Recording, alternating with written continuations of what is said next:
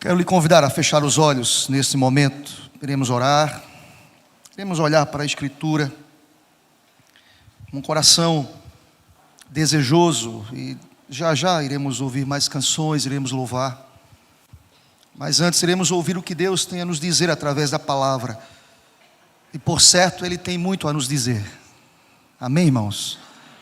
Ele sempre tem o que nos dizer.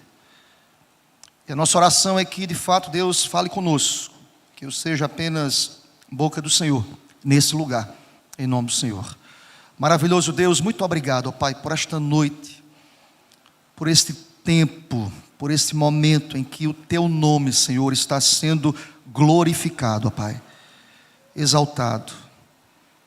Te pedimos, ó Deus, ensina-nos através da Escritura, ensina-nos através da palavra.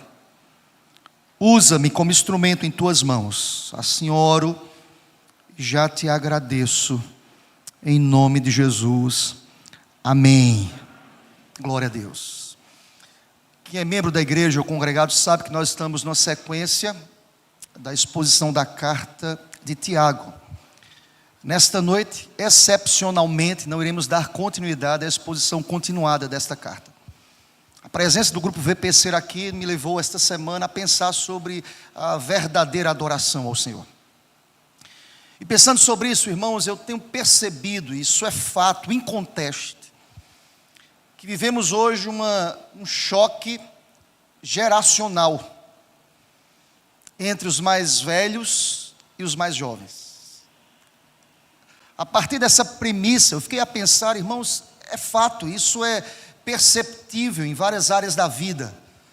Se falarmos aqui da área tecnológica, o abismo que nos divide é absurdo. Mas eu trouxe para a realidade da adoração, irmãos, do louvor. Há uma crise de gerações. Os mais velhos não entendem os mais jovens não entendem os mais velhos. Os mais experimentados é melhor, né, irmãos? As canções são diferentes. Outro dia eu dizia para um jovem que disse assim: pastor, já escutou essa música? Eu disse: eu tentei. Ela é tão filosófica que nós precisamos parar para entender primeiro, fazer assim um esforço para entender primeiro o que o autor quis dizer. Mas tem uma geração que vai dizer: isso é música. A outra geração que vem desde lá do VPC, que adora ao Senhor Deus, externando e pontuando e apontando a Escritura. Isso gera um choque, irmãos. Isso gera até mesmo na ambiência eclesiástica alguns desafios. Mas eu queria nesta noite, irmãos, pensar a partir da Escritura. E note bem, querido, não há nenhuma outra base para a nossa adoração. Cristo entra na plenitude do tempo para alinhar a adoração ao seu nome. Cristo, que é o nosso paradigma, ele aponta como ele deve ser adorado. A base é a mesma. A base mesmo, e apesar das mudanças contextuais, apesar de novas gerações, se Cristo não voltar, que virão, nós precisamos entender que a nossa única regra de fé e prática é a Escritura, aleluia. Ela não muda, ela não fica no tempo. Nós cremos no que nos diz a Escritura, ela se renova, e seja bendito o nome do Senhor para sempre. É a palavra que precisa nortear, é a palavra que precisa dirigir os nossos passos. E é interessante que Cristo, ele traz essa ruptura geracional nesse contexto de João capítulo 4, que eu lhe convido a ler comigo, por gentileza, querido. João capítulo 4, do verso 19 ao verso 24, texto bastante conhecido, que serve para a gente nesta noite como base daquilo que por certo Deus haverá de nos ensinar nesta noite. Nos diz a palavra: Senhor, disse-lhe a mulher: vejo que tu és profeta. Nossos pais adoravam neste monte. Vós, entretanto, dizeis que em Jerusalém é o lugar onde se deve adorar. Disse-lhe Jesus: mulher, podes crer-me, que a hora vem, quando nem neste monte, nem em Jerusalém adorareis o Pai.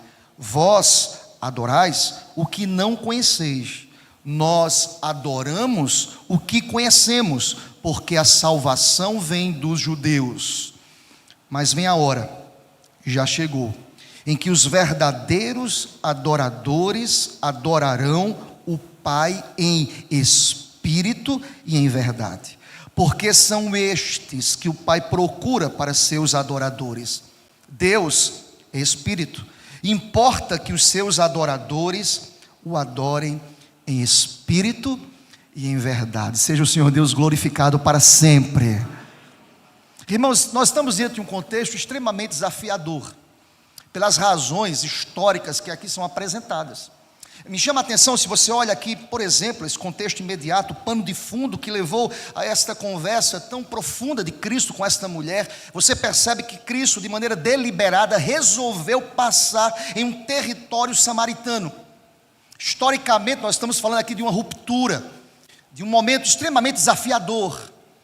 Cristo, que sempre tomou a iniciativa, que sempre procurou, que sempre quebrou e rompeu através de sua graça, do seu favor imerecido, Cristo sempre resolveu procurar.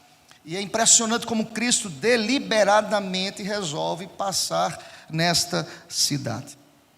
É interessante, irmãos, eu estava estudando aqui, voltando a estudar esse contexto aqui, é interessante que Jesus, quando chegou com seus discípulos em uma bifurcação rumo à Galileia, cansado, e é fato, em virtude de uma viagem longa, um trajeto já percorrido por ele, mas ele cansado ali, ele resolve entrar, se assentar, descansar em um poço de Jacó lá. É interessante que Cristo resolve se aproximar desta mulher que é samaritana. Fato é que, claro, segundo a economia de Deus, os seus discípulos foram até a cidade para comprar alimentos. Jesus resolve sentar junto àquele poço, não de maneira inadvertida, mas porque Cristo soberanamente já havia marcado o encontro com esta mulher. Aleluia. Olha aqui para mim, querido, Cristo já marcou o encontro conosco também nesse lugar. Ele é soberano. Você veio aqui por alguém que lhe convidou, que resolveu lhe viabilizar para você o convite do VPC. Deus já sabia de todos esses mecanismos. Deus é soberano, Deus é Senhor. Nada acontece por acaso. Deus é Senhor da história, Deus é Senhor de todas as coisas.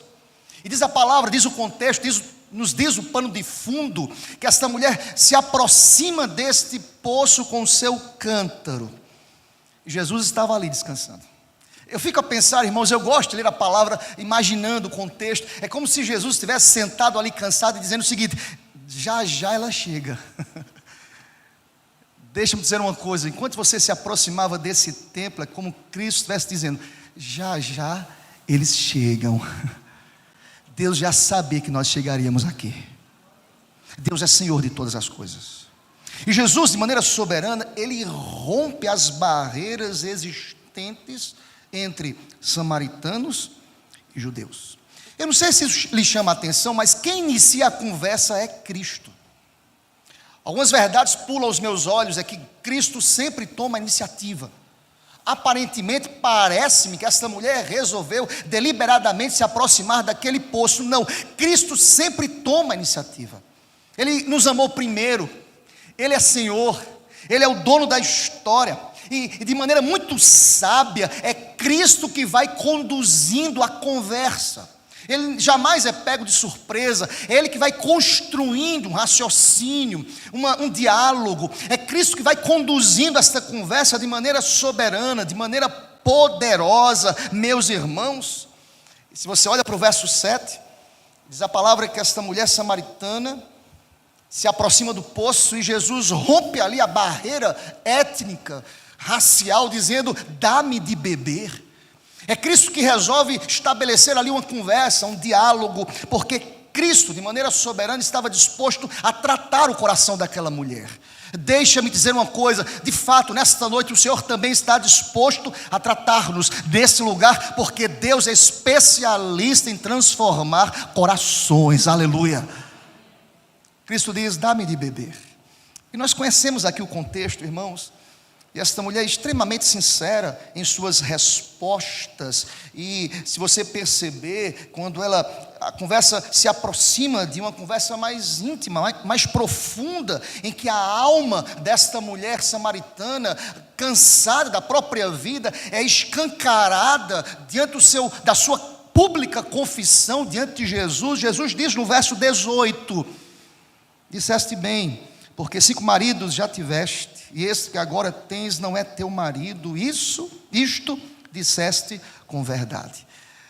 É como se a alma daquela mulher estivesse escancarada, e aquela mulher impactada pela abordagem de Cristo diz: visto, eu sei de fato, Senhor, que tu és profeta.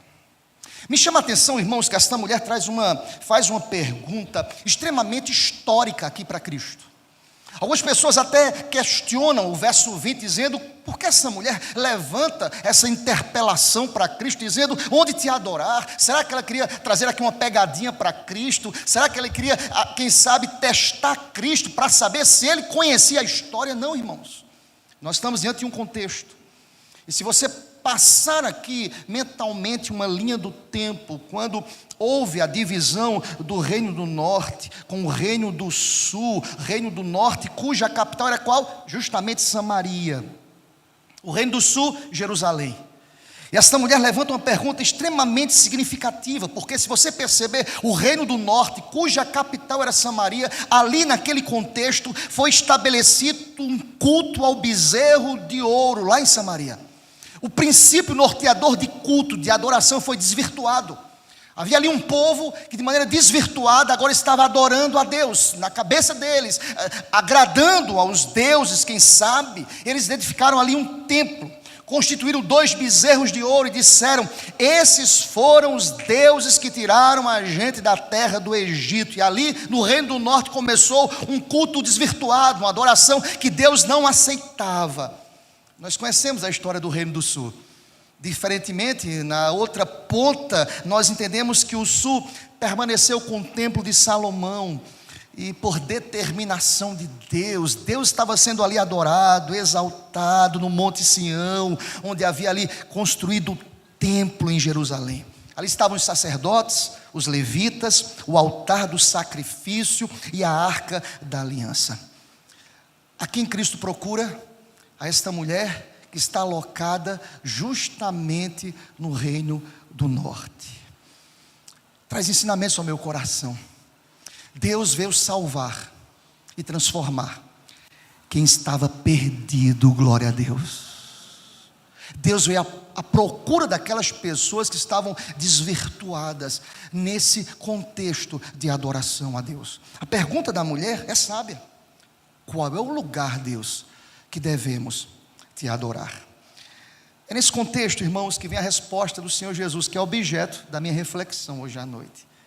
Sabiamente Jesus apresenta as diretrizes desta adoração. Olha aqui para mim, querido, essas diretrizes, elas não são suplantadas com o tempo.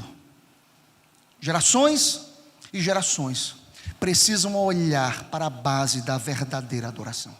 A resposta está aqui nesse texto, que se olhar de maneira inadvertida, eu não vou extrair do texto essas verdades, mas a base está aqui. O Deus da Bíblia define como Ele quer ser adorado. Note bem, querido, a adoração a Deus não é fruto da nossa capacidade imaginativa, por exemplo, não é fruto da nossa arte, nada disso. Nós entendemos que são elementos que Deus usa, mas a base está muito bem posta aqui. O Deus soberano e poderoso estabelece como Ele quer ser adorado, em nome do Senhor. E Ele responde a esta mulher. Ele diz: olha, disse-lhe Jesus, olha comigo, verso 21. Mulher, podes crer-me, que a hora vem, quando nem neste monte, nem em Jerusalém, adorareis o Pai. Vós, aqui do reino do norte, vocês adoram o que vocês não conhecem. Vocês precisam retornar os trilhos. Queridos, o que foi a reforma protestante do século XVI? A volta aos trilhos, as coisas estavam perdidas, desvirtuadas. Vocês precisam voltar, vocês adoram sem conhecer. Nós adoramos o que conhecemos, porque a salvação vem dos judeus. Me chama a atenção que Cristo diz àquela mulher: olha, há uma história aqui que foi posta, não de maneira deliberada pelos homens, não. Há um Deus que é soberano, que escolheu uma nação, que amou, que cuidou, que livrou, que sedimentou esta caminhada. Há um Deus que estabeleceu a primazia de uma nação, que através dela a salvação seria estendida a todas as nações. Entenda, olha para a história. Deus escolheu soberanamente, mas vem a hora, verso 23, e já chegou. Eu não sei se esse texto lhe fala, mas eu quero dizer que quando Cristo diz, vem a hora e já chegou, Ele diz, eu estou aqui, eu sou Deus, eu que estabeleço, eu que determino as normativas da adoração, eu que estabeleço o que é culto, já chegou. E diz a palavra, em que os verdadeiros adoradores adorarão o Pai em espírito e em verdade, porque são estes que o Pai procura para seus adoradores. Seja Deus glorificado para sempre, aleluia. Você pode dizer amém, meu irmão? Que resposta sábia do Senhor. Duas verdades pulam aos meus olhos para a gente fechar aqui nesta noite essa reflexão. Duas verdades. Como é o Senhor que estabelece as normas, os ritos e como Ele quer ser adorado. Eu quero lhe dizer nesta noite que os verdadeiros adoradores adoram ao Senhor Deus em espírito. O texto está posto aqui, se você olha para o verso 23, na continuidade do verso 23, no verso 24, Deus estabelece dizendo, a hora já chegou em que os verdadeiros adoradores adoram o Pai em espírito. Verso 24, parte A, Deus é espírito, importa que os seus adoradores o adorem em espírito, irmãos. Deixa eu explicar uma coisa, querido. Deus não se impressiona com aquilo que nós apresentamos de forma externa. Isso não impressiona Deus. Deus conhece o coração da gente. Deus conhece a nossa interioridade. Ele não está preso ao lugar. Gente, aqui uma resposta sábia. Lembram da pergunta da mulher? Onde te adorar? Porque culturalmente eu cresci aprendendo que no Reino do Norte os bezerros de ouro foram estabelecidos no monte e eles deveriam ser adorados no monte. Jesus disse assim, acaba com isso. Isso é idolatria. Deus é espírito. Nós não precisamos da materialização de Cristo para entender que Ele está aqui. Quero dizer nesta noite, Deus está aqui nesse lugar. Ele é Espírito. Ele habita nos meus louvores. É uma relação de fé. Isto significa, irmãos, que Deus quer ser adorado em qualquer lugar, sem representação física dEle. Jesus estava aqui reprovando, irmãos, o culto de Samaria em relação às imagens, os bezerros de ouro. E até mesmo, irmãos, a partir dele reprovando um lugar único de adoração, que seria Jerusalém, o reino do sul, irmãos. Acabou, Cristo rompeu a história de maneira soberana para dizer, eu sou espírito, eu devo ser adorado em espírito, eu sou o Senhor de todas as coisas, eu estou preparando o terreno para que a igreja entenda que não é o lugar, Deus habita nos nossos corações. Eu posso adorá-lo no templo, eu posso adorá-lo em casa, eu posso adorá-lo no trabalho. Eu sou luz do mundo porque o Espírito Santo de Deus foi selado em minha vida, aleluia. Deus é Espírito. E aqui Jesus estabelece de maneira soberana, Jesus orienta aquela mulher samaritana, que não é de volta, por exemplo, ao judaísmo, que os samaritanos deveriam se converter. Cristo não apresenta a proposta do judaísmo, Ele diz, eu sou Espírito. A primeira verdade que o texto me ensina é que Deus tem que ser adorado em espírito. Verdadeiros adoradores. Mas, irmãos, sabe o que me impressiona muitas vezes? É que algumas pessoas imaginam, já que Deus é espírito, eu posso adorá-lo de qualquer jeito. É interessante que a continuidade desta palavra, ela é extremamente reveladora. Porque há uma progressividade fantástica nesse texto, porque se você entender o que o texto quer nos dizer, Jesus está aqui exortando aquela mulher, e isso foi registrado para nos ensinar que a adoração falsa é abominação para Deus. Em outras palavras, veja, a continuidade do texto, quando apresenta a verdade, é uma exortação quanto à adoração hipócrita. Isso traz desgosto a Deus, porque Deus conhece o nosso interior. Me fez lembrar a palavra do profeta Isaías. E a adoração daquele povo no contexto de Isaías havia se transformado, havia demonstrado desgosto divino. Quando ele disse ao povo lá de Israel, irmãos, dizendo, olha, o povo do sul, dizendo, olha, vocês me adoram com os lábios, mas com o coração vocês estão distantes de mim. Ele diz mais, eu aborreço, eu desprezo as vossas festas, vocês estão apenas com os lábios. Quantas pessoas que com os lábios cantam, manifestam louvores a Deus, mas o coração não é em verdade, não há verdade nisso. E Cristo, ele normatiza dizendo, eu estou à procura de gente que me adora em espírito, que entendeu que tem que ser em espírito, que as normativas não estão postas ali em Jerusalém, aqui em Samaria, mas esta adoração tem que estar fincada na verdade, aleluia. Olha para o texto vai dizer isso, justamente isso, vem a hora e já chegou, em que os verdadeiros adoradores adorarão o Pai em espírito e em que, queridos?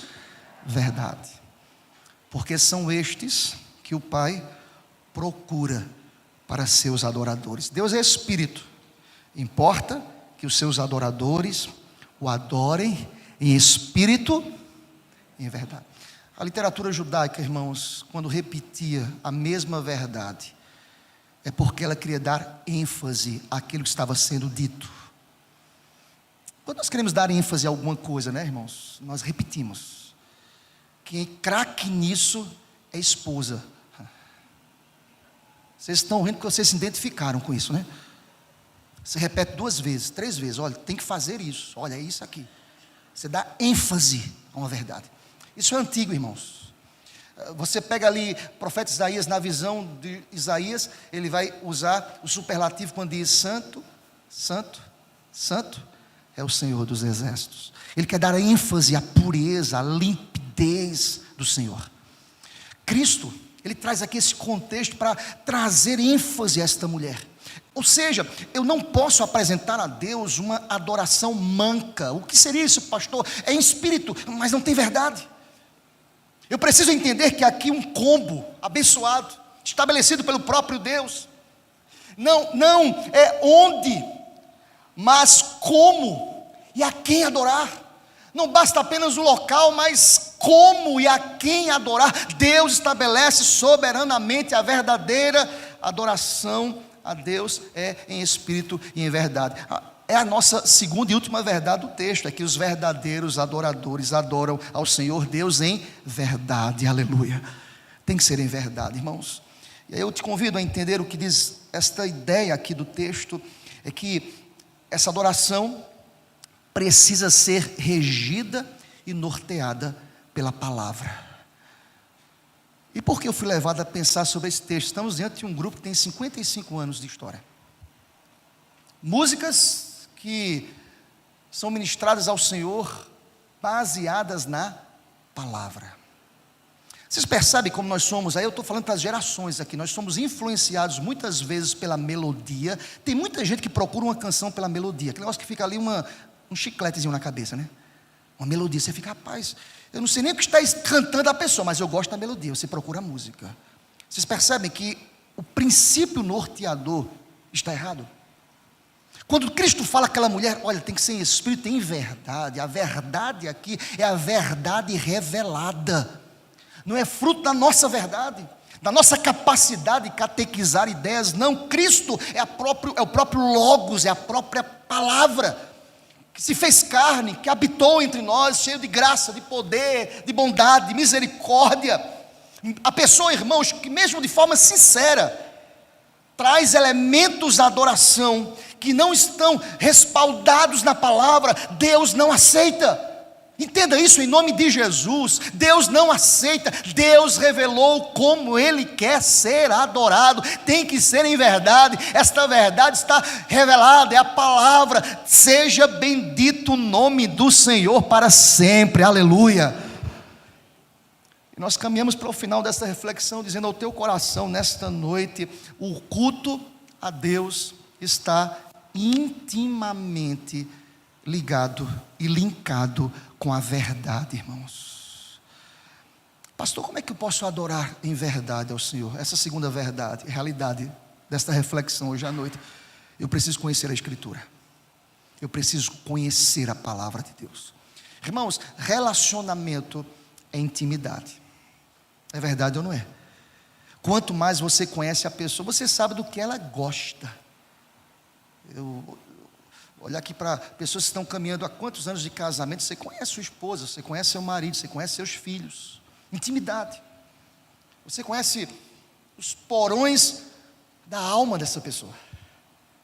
É impressionante isso. Isso é fruto de uma caminhada. Como eu posso agradar? O que é louvor? Louvor é elogios a Deus. Palavras de elogios a Deus, de gratidão, de reconhecimento, aquilo que Ele é. Como eu posso agradá-lo se eu não o conheço? Cristo está normatizando esta mulher. Tem que ser através do conhecimento, tem que ser através da revelação, tem que ser através daquilo que eu já revelei. Irmãos, adoração a Deus não é fruto de uma expressão livre da imaginação ou do imaginário humano, não. O culto que agrada a Deus é um culto em espírito, mas tem que estar fincado na palavra e na verdade. Aleluia. Sabe quem disse isso? Jesus. Eu concluo esta reflexão trazendo esta meditação ao teu coração. Como é que você tem adorado a Deus? Como é que você chegou aqui para adorar? Que de fato Deus nos oriente. Porque o que provoca a verdadeira adoração é uma adoração alicerçada na verdade. Pensa comigo, querido, a resposta de Cristo para esta mulher é extremamente transformador. Ele diz: eu estou à procura de verdadeiros adoradores. A minha oração é que Ele encontre nesse lugar verdadeiros adoradores. Ele está à procura. Eu não sei se isso lhe chama a atenção, mas se você fizer um exercício rápido, um link à expressão que eu usei no início dessa palavra, Ele deliberadamente procurou a mulher samaritana. Eu quero dizer que Ele continua procurando. Ele está procurando verdadeiros adoradores. Graças a Deus por isso. E eu tenho certeza que nesse lugar Ele encontrou, aleluia. Porque nós cremos que Deus não está limitado ao local. Ele não mais se identifica com uma nação. Deus, sendo o dono de tudo, está presente em todos os lugares. Ele está aqui neste lugar, aleluia. Ele habita em nosso coração. E a minha oração muito sincera é que você saia daqui nesta noite dizendo: eu entendo como Deus quer ser adorado, porque as palavras de Cristo para esta mulher foram claras. Deus é Espírito, importa. Irmãos, essa palavra traz definições profundas. É isso que é importante. Mas tem mudado muito, pastor, as gerações. Não importa. Importa. Isso traz uma importância maravilhosa à nossa compreensão. Que os seus adoradores o adorem em espírito e em verdade. Seja Deus glorificado para sempre. Amém.